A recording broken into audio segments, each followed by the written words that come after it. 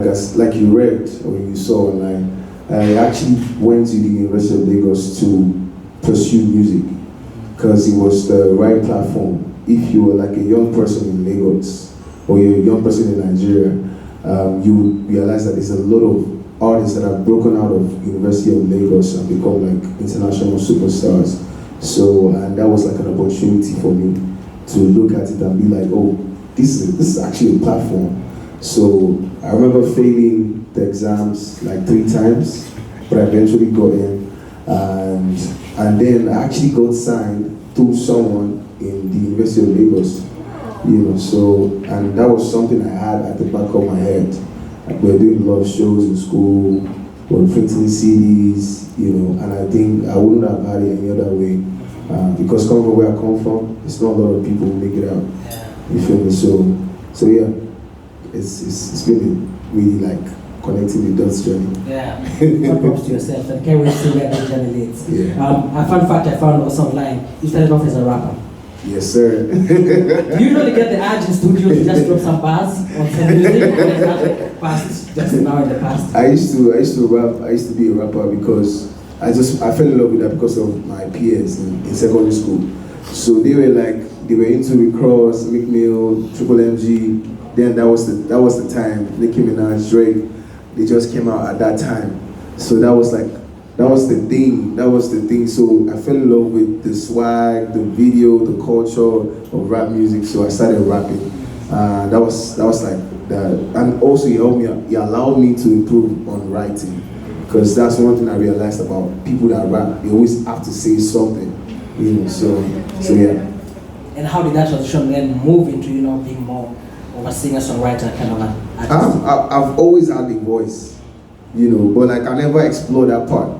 So, but later on I was like, I might just as well sing, because I also loved singing. But starting off as a rapper only helped my singing to be better. So yeah.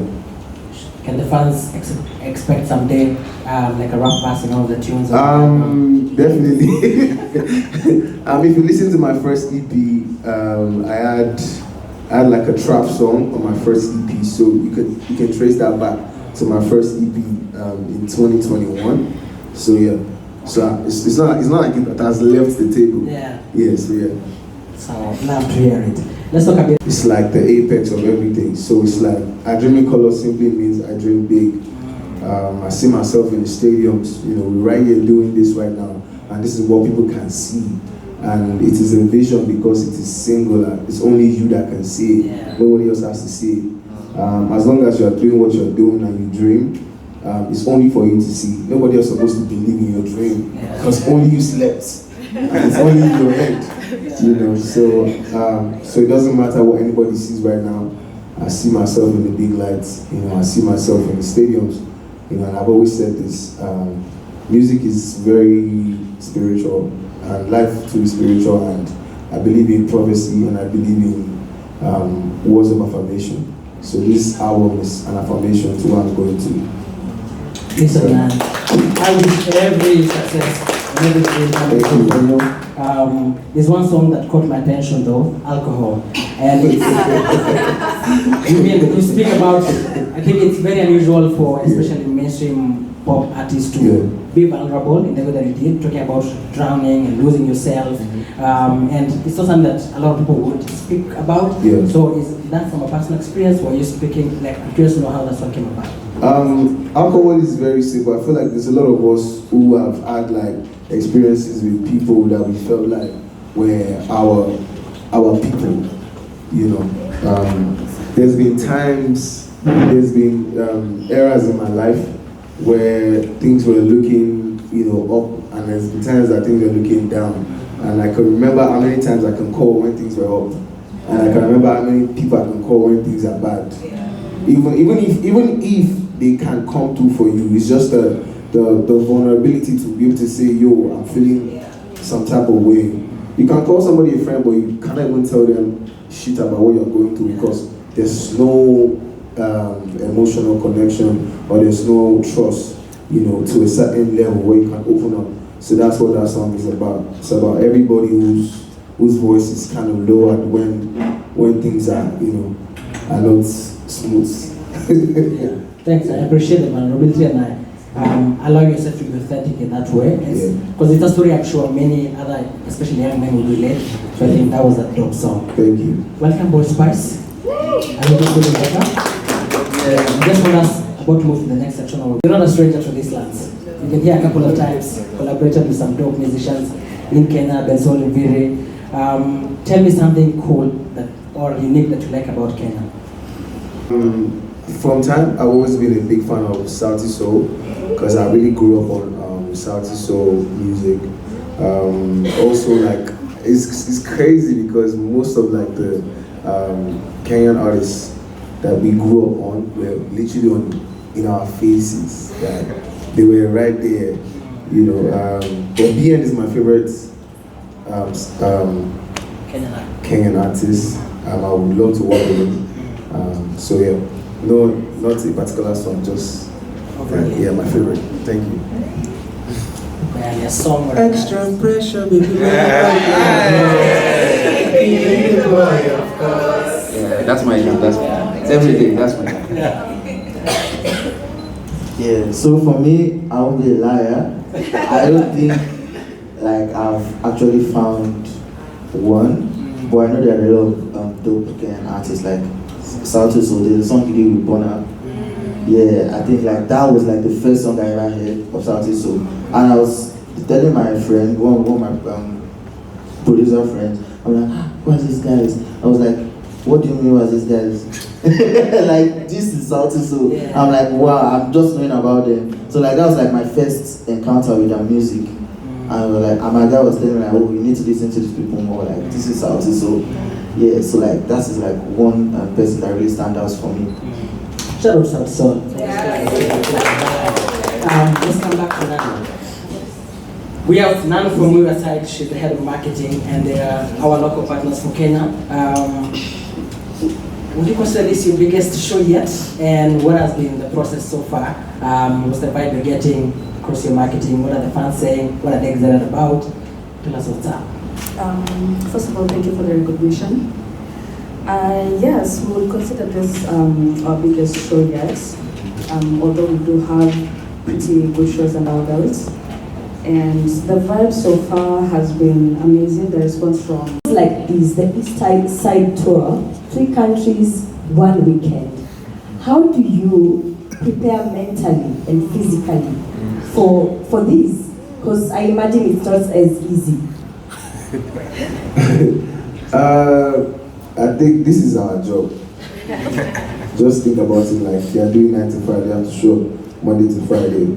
So this is our job, so there's no excuses. Like, that's just what it is. This is our job.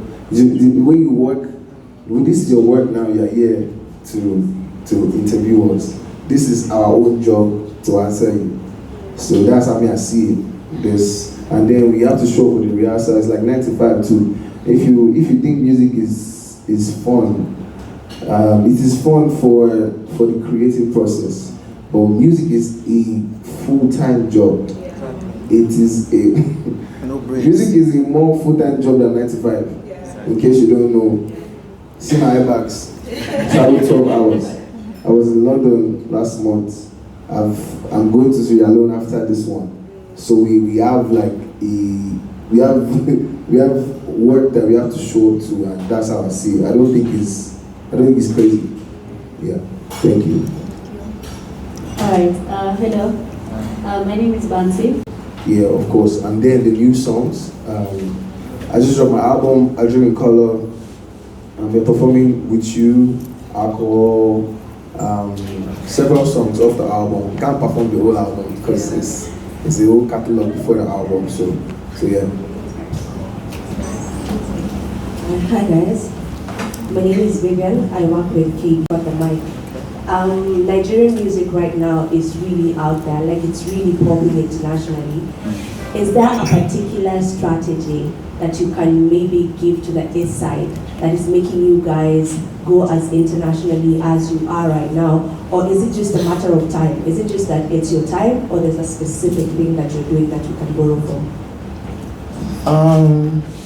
To be very honest, I feel like me and my generation, we are reaping the fruits of like the past generations and like the foundations that they've laid.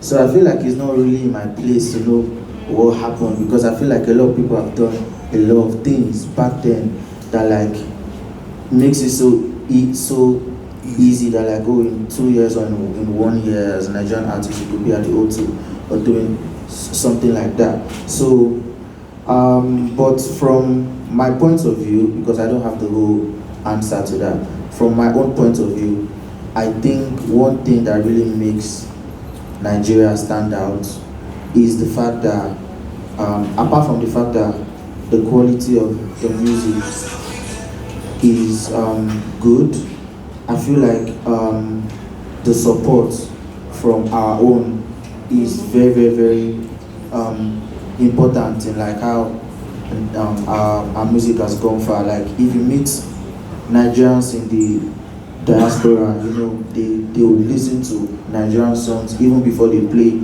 Beyonce or Adele or any of these people, because they feel like this is our own. I feel like that's something that every other African country too can emulate.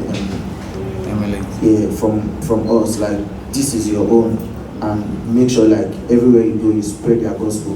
You know, there are a lot of white people that I do text me and they'll be like, oh, their African friend was playing some Afrobeat songs and I heard your songs, and you know, it just goes like that. That person could tell his cousin could tell his brother that's a DJ somewhere in Spain, and I'm seeing a lot of white people dancing to the music, and I don't even know that it's one of my Nigerian brothers in school that just said something about me to someone.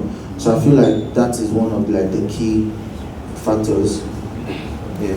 I really like that. Think about it as when you were in school, and you have a friend in your hostel or in your apartment or in your class. Just remember the first time they played you a song by an artist, even though you don't like the artist. It's like, this guy likes this guy is dressing nice, this guy looks cool. If he likes this kind of song, that means this song is cool. Yeah. So the best way to translate music is word of mouth. So if you are telling other people about something, about, oh, I like this music, I like this, so it's just like word of mouth. Just tell more people about your favorite artist. You know, it looks like it's small, but that's the fastest way to sell an artist. So yeah, thanks.